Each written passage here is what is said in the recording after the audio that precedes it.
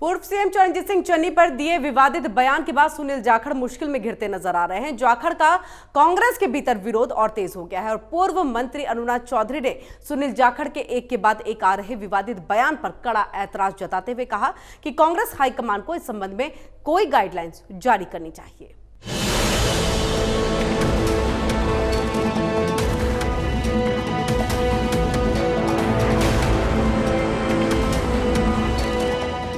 पंजाब के पूर्व प्रदेश अध्यक्ष सुनील जाखड़ की बयानबाजी अब उन्हीं पर भारी पड़ती दिख रही है।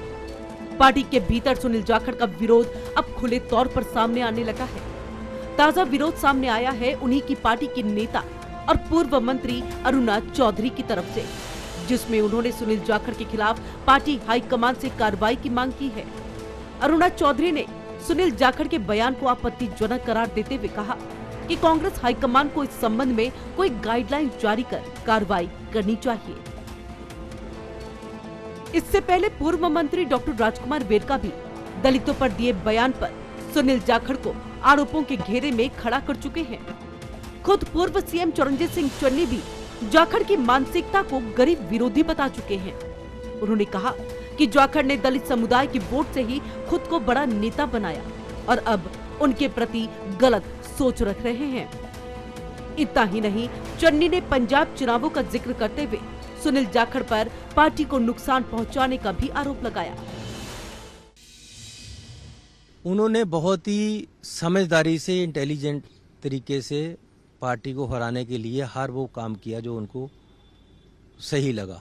और उन्होंने जो हिंदुओं को कहा कि जी मेरे साथ 42 एमएलए थे, मुझे हिंदू के कारण नहीं बनाया गया, वो बहुत ही एक सोचा समझा साजिश से बयान दिया गया था। वो एमएलए ही नहीं थे, उनको सीएम किसने बनाना था? हमारे पास 80 एमएलए थे। अगर हमने सीएम बनाना था या पार्टी ने सीएम बनाना था तो 80 में से बना सकते थे, उसमें भी 15-20 हिंदू थे। तो ये टोटली पार्टी को डैमेज करने के लिए उन्होंने पूरी शरारत और तरीके से खेल खेला। सुनील जाखड़ अपनी बयानबाजी पर भले ही सफाई दे चुके हो, मगर उनकी इस सफाई के बाद भी विवाद खत्म नहीं हो रहा। जाखड़ ने अपनी सफाई में कहा कि उन्होंने किसी समुदाय के प्रति गलत टिप्पणी नहीं की।